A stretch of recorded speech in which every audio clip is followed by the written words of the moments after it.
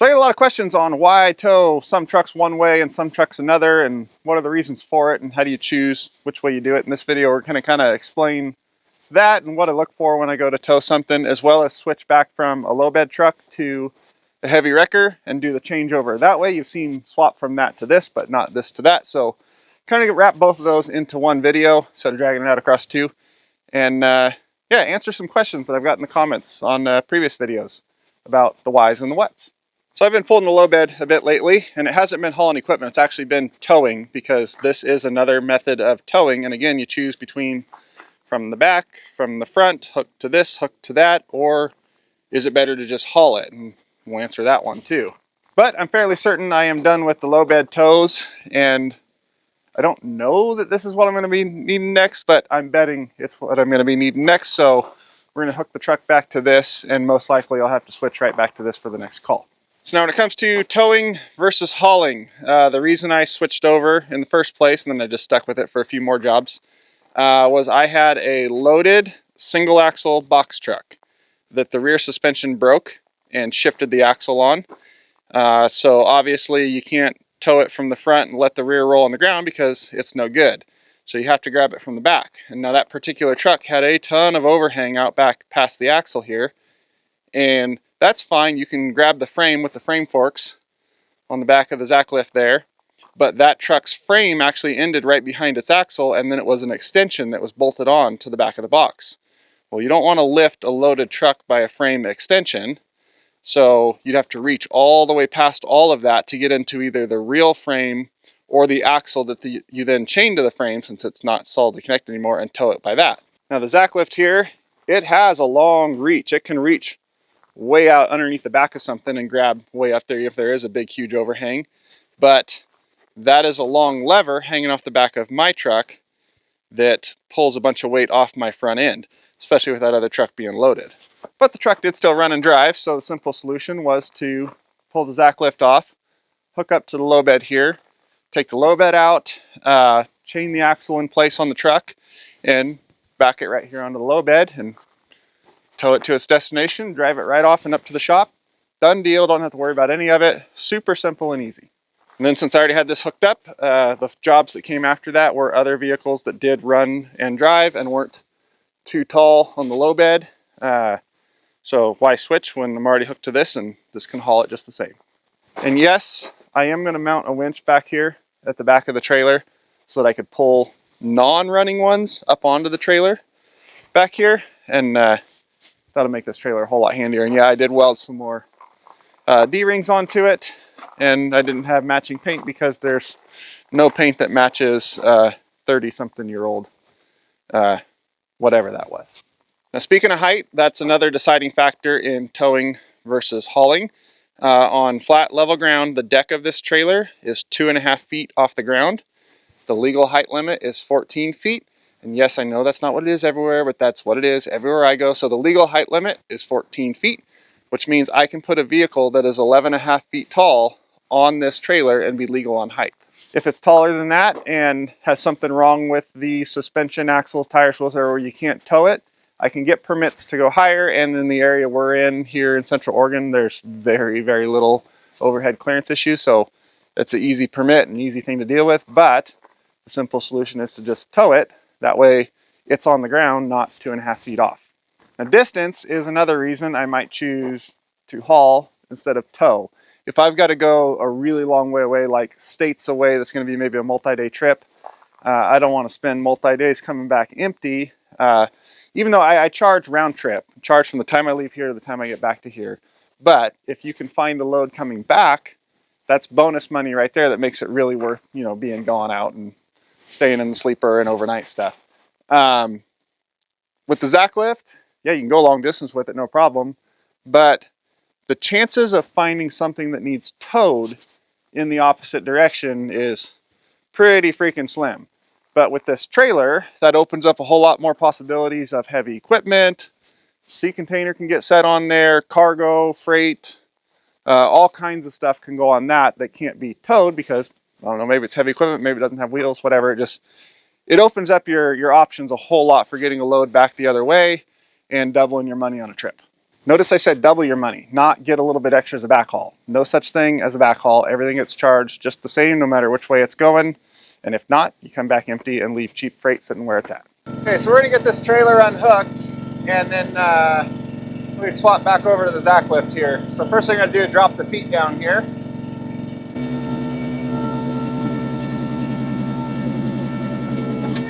Okay. Just got to take a little bit of weight off the fifth wheel here, not much. Now we'll flip our locks open. And yeah, I know, it doesn't match, but nothing will match this. Maybe one day I'll paint it, but probably not. Flip our other lock here. Oops. Uh-oh. I didn't think that through. I gotta bend that little handle back out, I guess. Yes, I do agree that this thing painted all up would look really, really nice. Like if it was painted that same red, and then like the outrigger brackets here were that same gray to accent it, it would look really, really good. But again, for a trailer, I don't pull that often. And the fact that it doesn't make the trailer do anything any better, it just doesn't make a whole lot of sense. So it's not gonna get painted anytime soon. So next we got to disconnect our air and electric. You can hear the truck's suspension dumping out some air because I took some weight off of it. What's kind of cool about this trailer is the air and electric line here doesn't have to have slack and, you know, a pogo stick and all that stuff on it, because where those go in is right in line with the pivot point. So when this trailer turns back and forth all the way around, it doesn't pull or move on those lines at all. They just twist right there. But if it needed to, it can right here, so that's fine. Quick couplers right here probably wouldn't be the worst idea in the world. It would actually make things pretty nice. So these are just gonna lay here, nice and flat. Next up, we release our fifth wheel.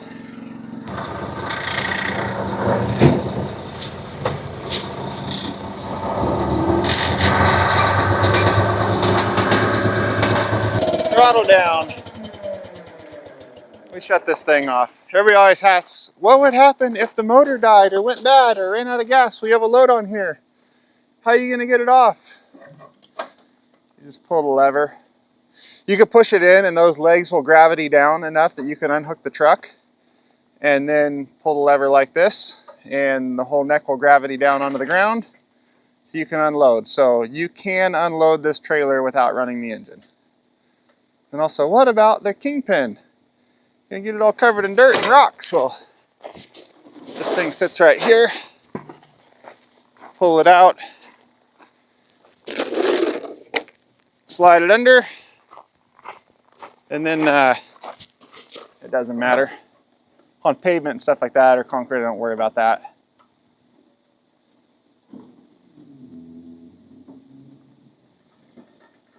And there you go, ready to load. And you can see here that the kingpin itself is in a collar right there. And so when this sits on the ground, it pushes the kingpin up and it does stick up just a little bit. So if you've got something that's super low clearance or like a roller with a smooth drum or something like that, you just take the kingpin and cold grease, pull it out of there and it's out of the way. And I say cold grease because even though it looks sunny, nice blue sky day out here, it's 30 degrees and the wind blowing makes it feel like even less. It is really cold right now. Okay, let's back under that. But before we do, everybody says, well, what about mud flaps when you take that off there? Isn't it illegal to run without mud flaps? Yes. Yes, it is. That's why you just take the mud flaps and drop them in their hangers and you got mud flaps. But none of that matters when you have the trailer hooked up or the Zack Lift, so they're pretty much never going to be on the truck.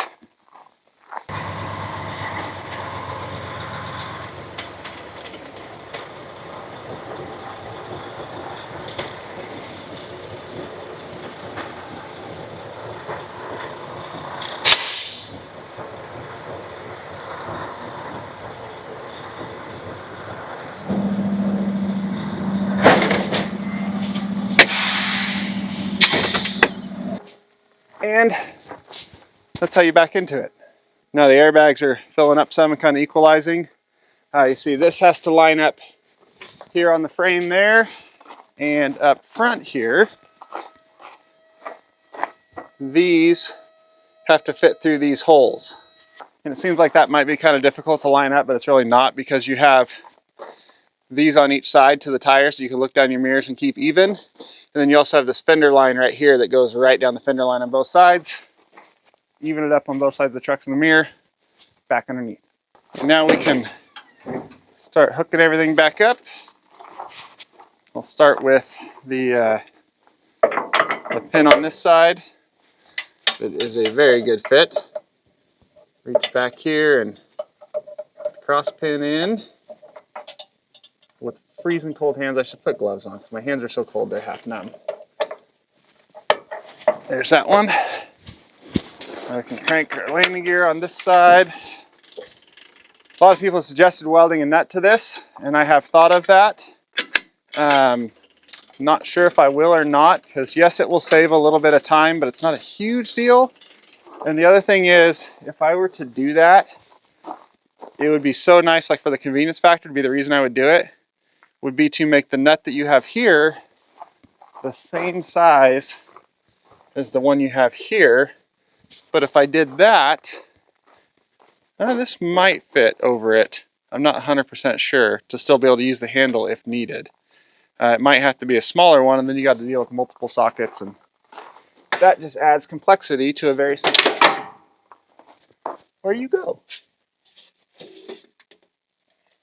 You good? Ooh, this is a gimbal camera too. It probably just freaked the hell out.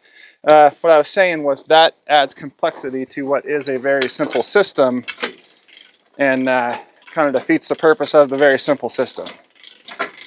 Why is this out like this when it was detached? It was because I was doing some maintenance while it was detached.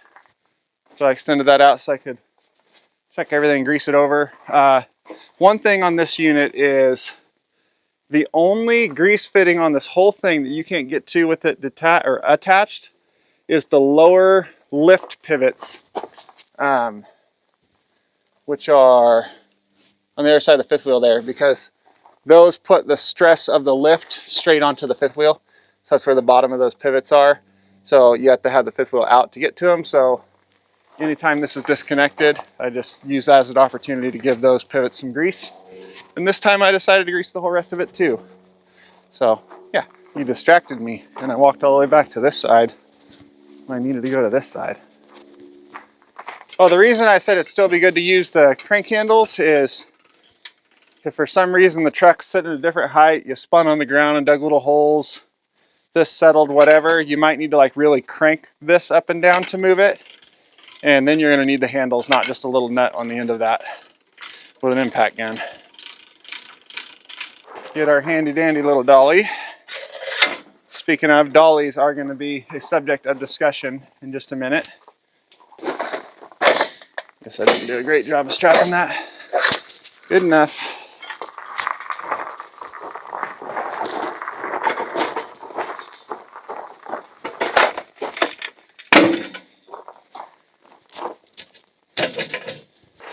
It will be really nice when that's no longer part of the process.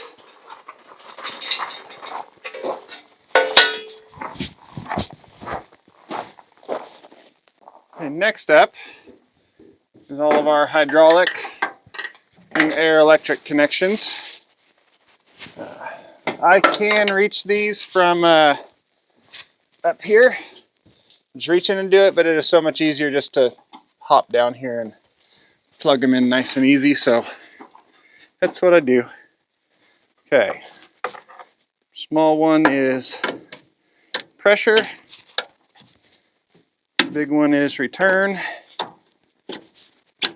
And the Zack Lift couplers are the ones on this side. Small one is pressure. They're a no leak coupler. Like when you pull them apart, they don't spit anything on the ground at all. My couplers over here that are a much bigger coupler are not that fancy. So they do leak a little when you uncouple them. Now we grab our Air and electric here. This is another part that's kind of truck specific. Mine's goofy because it's so far back there. But just same as any trailer. Blue to blue, electrical to electrical. It's really tight because it's brand new. And red goes to red. Come on. There it is. There. That's all of our connections. Well, as far as like the hydraulics and air electrical, all that stuff. And that air, when you push in your trailer valve in the truck, supplies air to your air outlets at the back here, the hose reels here that I added, as well as the air that controls like your air free spool for the winches up there. Speaking of air, that's another deciding factor on whether we tow from the back or from the front. On these trucks, yes, there is updates soon to come on this one. Progress has been made, I hope. We'll find out shortly. The front axle is spring ride and has no sort of parking brake to it. It's completely free rolling axle. The rear ends, this one happens to be air ride, but whether it's air or spring doesn't matter. They have brakes, like spring brakes on this axle that require air to release them, and then also requires air to activate them. So if I were to tow this truck from the front, I have to supply air to it to air up the brake system and release the brakes so it'll roll. But if this air system is heavily damaged, say a drive line came out and ripped out all the air lines back here for that or something like that, I do carry a bunch of air line and air replacement parts in there, enough that I could actually plumb directly into the air pots if I really needed to.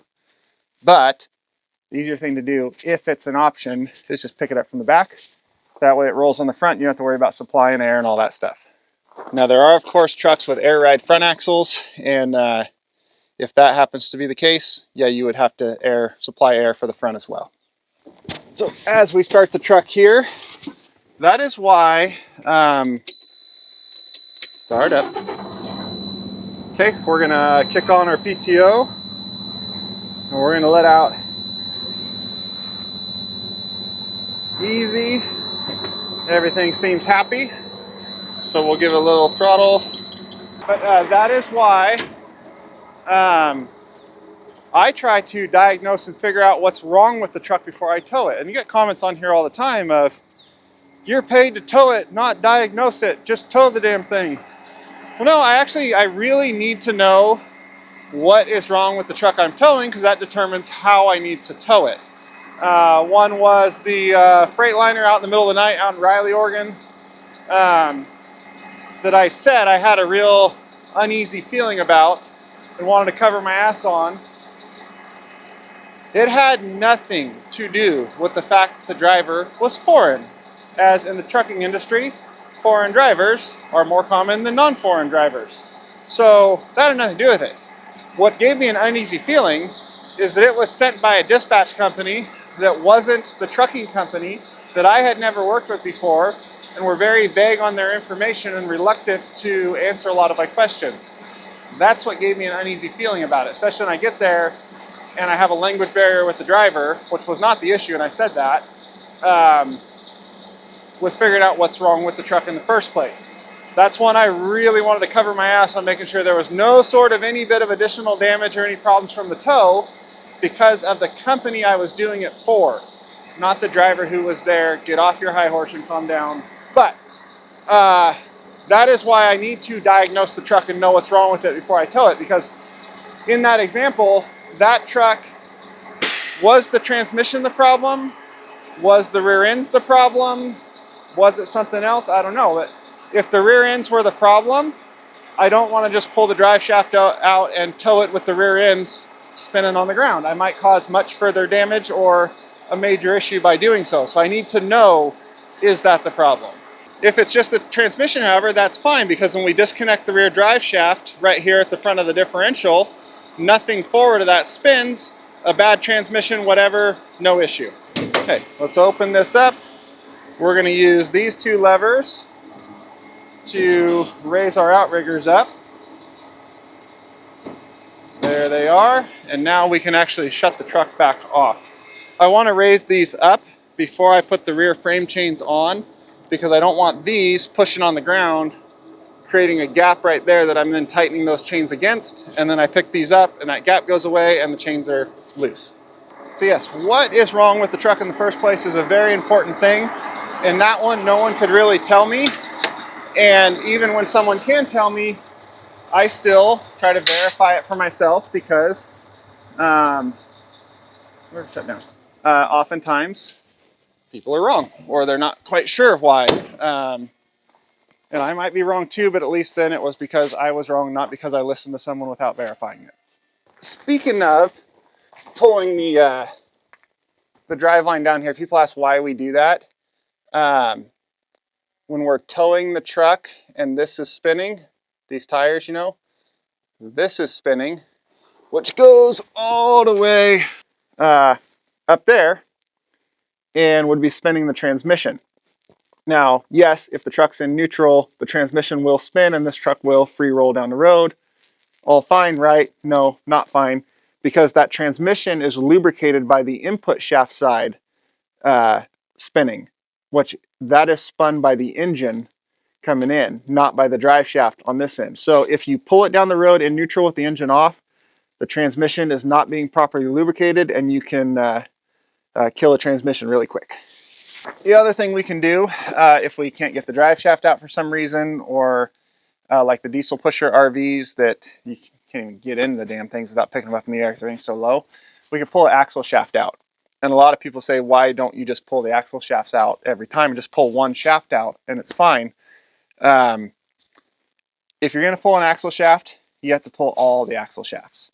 The reason being is that yes, same as the transmission lubrication issue. If I pull this axle shaft out, this truck will free roll down the road without spinning the drive shaft. It's doing that by spinning the spider gears in the differential, which is very, very bad because spider gears in the differential don't have bearings. They're sitting on a shaft and they're made to only allow the difference in tire speed while going around a corner, which if you're going around a sharp turn, this tire is not going a whole lot faster than the tires on the other side. That's the difference in speed that those things are made to spin at. When you pull one axle shaft out or two on one side and go down the road at 60 miles an hour, those little things are in there just hauling ass, and they were never meant to do that. Especially since the ring gear and the differential in there is what slings the oil up through everything and lubricates the differential while going down the road. The differential is self-lubricated going down the road, unlike the transmission. But when you pull an axle shaft out, the ring gear is no longer spinning. So the rear end is now no longer being lubricated properly, and those little spider gears that are never meant to do that with no bearings or anything like that are just in there hauling ass getting cooked. Will it fail on the tow you're towing? Probably not. But did you seriously shorten the lifespan of those rear ends?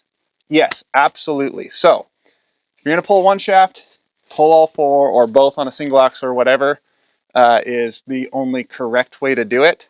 There's going to be some people that are going to argue with me on that, and those people are wrong, and that's that.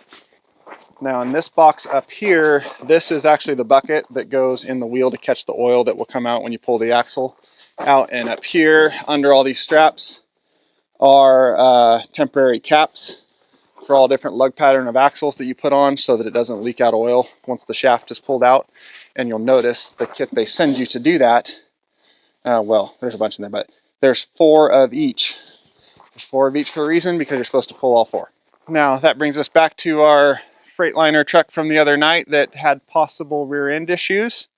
If that was still hooked to the trailer and I had to tow it from the front because I was taking the trailer along with it, which you can totally do with this setup, to eliminate the rear end issue, I would have had to pull the axle shafts out. Then I would have pulled all 4 axles out, capped all 4 of them, and now the differentials themselves are no longer spinning. Everything's sitting still, just like the transmission is when you pull the drive shaft. And as long as the wheel bearings themselves are not the issue, you're good to go. Next thing to do is put the rear frame chains on. Start by tossing them under. A lot of people said, oh, it must be a pain to thread that chain back up there, but it's really not. I just run a strap down through there where the chain's got to come up, and I go underneath and I hook the chain to the end of that strap. Then I come up here, I pull it right up through there, and then you drop it right in here. Now we do just the opposite of loosening that bolt. We tighten it.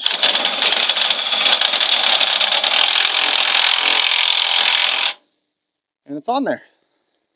The only thing I will do is I will crawl under there once I do the other one too and verify that those hooks are not like up against an airbag or anything like that, but yeah, tighten them up.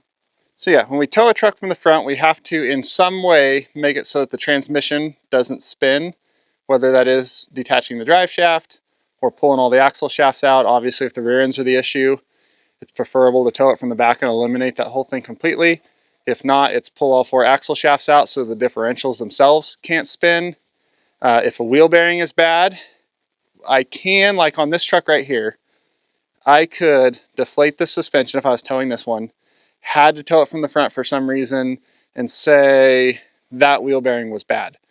What I can do, deflate the suspension, chain that axle to the frame, and then manually overinflate that suspension and tow it with the front end down really low. It'll pick this one up off the ground and I could tow it on just that axle. In that case, since this one would not be spinning and this one would be spinning, I would have to pull the axle shafts out of this axle. Otherwise, the drive shaft that goes from this axle to this axle will not be happy. But tires themselves are another reason we might choose to tow one way or the other. If something's got bad tires on it, like the red Freightliner that I towed for the veteran down the southern part of the state, had a bunch of bad tires on the back axle, good tires on the front axle. It means easily pick it up from the back and tow it on the front axle, no problems. But again, if for some reason I had to tow that truck from the front for some reason, it had enough good tires on it to at least get one good tire on each side of the back axle. And I have impact gun in here. I can change tires if I need to on the side of the road or wherever. Super not ideal, but if you have to, you can.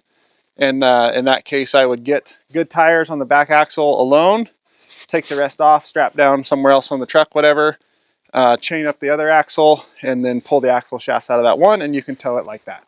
Some people suggested dollies for a big truck, and there is a couple companies out there that make dollies for big trucks, but at $20,000 a set, you will probably never ever see me buy those. I will use my big dolly that's sitting right there and just get the over height permit if I have to before I do that. I would like a converter dolly so I could tow trailers backwards if needed, but the dollies for trucks, I might build a set. That would actually be pretty cool. I build my own set, which shouldn't be too hard to do. Yes, you are over width when you use them, but I have annual oversized permits that cover that, so I'd be fine there. Then you would basically come around to the back of the dead truck with the Zack Lift here, pick it up in the air, roll the dollies underneath, set the axle down on the dollies, chain up the other, do whatever, then pick it up from the other side and tow it, and it's no big deal, whether that is forward or backwards. The towing backwards, yes, eliminates all the concerns of the air, the rear ends, the drivetrain, everything. All that is gone, but it does come with the issue of wind fairings on a lot of trucks. And obviously, if there's front wheel bearing or tire or suspension or anything like that damage, you don't want to do that. A lot of trucks, these newer ones like that Freightliner I towed backwards the other night, super low front bumper, it only sits about that high off the ground, so I carry the back end of it so low to the ground on my end, just so I don't dip the front fairing on the ground and drag it and damage that. But those trucks have so much aerodynamic stuff on them that really wants to come off when towed backwards, and it's a whole mess of trying to secure them, and then you're pulling a parachute basically behind you and you got to go slower, and it takes longer to secure the fairings on the back of the truck than to just pull the driveline out. But like I said in that one the other night, I didn't know what the issue was with the rear half of the truck, so I eliminated it.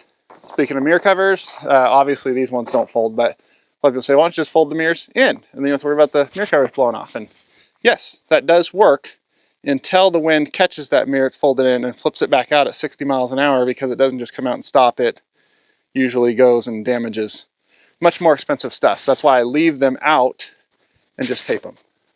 Oh, but the Zack Lift here, it's fully set up, ready to go towing. We're done. We've been done as soon as we tighten those frame clamps there in the back. I actually timed this the other day because I've taken this off and on a handful of times now, and not filming, not dilly-dallying like we've been on this one. I think it was just over 13 minutes and 20 seconds, something like that, from unhooking from the trailer to completely finished, ready to drive off and go towing. 13 minutes. And that was just at a normal walking easy pace. Obviously it'd be faster if you like hit like go on the stopwatch and ran and did everything as fast as you can, but I'm not going to time it like that because that's not how I'm ever going to do it. So 13 minutes. Again, those will shave off a ton of time when I make these permanent on there. I'm very happy with that, but all there really is to it is back under the thing, put your front pins in, pull your legs out, connect your hydraulic, electrical, and air, connect your rear frame clamps. That's it. That's the whole thing.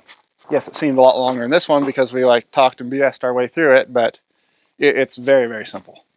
So yeah, a lot of people have been giving me a bunch of crap on always trying to diagnose the trucks when I get there and like, quit trying to play mechanic, you're there to tow it, but you need to play mechanic a bit to know how you need to tow it, because that's really going to determine the method you use, the direction from, like even on, none of these trucks can, but even on the front, you can grab the front axle with axle forks. You can grab the front springs with spring hangers, and not on either of these ones, but on Freightliners, the PACCAR trucks, Peterbilt, Kenworth, for all you that are like Team Peterbilt, Team Kenworth, they're the same damn company, that have these type of holes in the front. That's what that Iver tool is for in that truck, is you hook those into the front bumper, those tow slots, and then you tow it by those. So there's a bunch of different ways you can even tow from the front or from the back. I use the U-bolt a lot from the back, which is just fine. Plenty strong enough for the job. Or I can chain sling off the frame, or I can fork the frame, or I can fork the rear suspension itself. There's a ton of different ways you can do it, and I'm sure you watch me run this thing long enough, you're going to see a lot of them. But what the situation is, what the truck configuration is, what's wrong with it, all of that's going to determine how it's towed, frontwards, backwards, what method, whether we air up the truck, whether we don't. There's a million different variables, which is why we have to carry so much freaking gear in these things. And you never know exactly what you're going to need until you're there. So that's also why I wanted this detachable Zack Lift setup to have the heavy wrecker abilities with that big extendable twin line boom, but can still swap over to a trailer, because being an owner operator, a one-man show, it does not make a lot of sense to have extra trucks sitting around in the yard costing you a bunch of money every month. It's a huge, huge cost. Just for this thing to sit here, just to own this truck and have it sit here, is like, between the payment, the insurance, registration broke down, whatever, over the months. I think it comes out to, because I pay insurance yearly, but if you broke it down to the month and all that, this truck is like, I think that truckercalculator.com, which the link will be in the description below again, super handy tool. You know, this isn't sponsored at all, it is a handy tool. This truck is like $4,780 a month just to own. Not even counting running it, maintenance, wear and tear, fuel, all that stuff. Just the payment and insurance. A huge chunk of that is the insurance. A lot of people don't realize how expensive the insurance is on these tow trucks. Heavy tow trucks, well, any tow truck, heavy tow truck especially, insurance is insanely expensive. These are, I believe, roughly 20 grand a month, or sorry, 20 grand a year each to insure. So the people who say, you should just keep that one, that way you have it as a backup or can use it for other jobs, I'd love to. It would be super great. And the payment is not the issue on this one. This one does have payment, but that's not the issue at all. It's that insurance. It makes no sense to spend that much on insurance to have it sit in the yard when I can do 95% of the stuff, more than that, with this combination right here. Now that I've swapped back and forth to the trailer a few times, I'm even more happy I went this route, even over this one. This is an incredibly versatile truck. I mean, don't get me wrong. This is a great truck that does far more than I expected it to when I bought it. Incredibly versatile, but this expands that even further. Granted, this whole package is obviously costs a lot more than this, but it expands your abilities greatly. So yeah, that's let's get it folded up. That's it for this one. We're 100% ready to go, be a wrecker again. Like I said, a little over 13 minutes to go back to a wrecker, and 10-ish to go to the trailer. So that's the whole setup. We're ready to go. If you have any other questions about why we do things the way we do or tow the way we tow, let me know, and I'll try to answer them. Maybe with a short, because that's a quick and easy way to respond to stuff, is shorts instead of a whole full-on video, because normally they're weeks out. So by the time someone asks a question, if I answer it in the next video, it's weeks later before anyone ever sees it. It doesn't make sense anymore. So yeah, let me know down below. Maybe I'll answer the short, maybe I'll reply to a comment.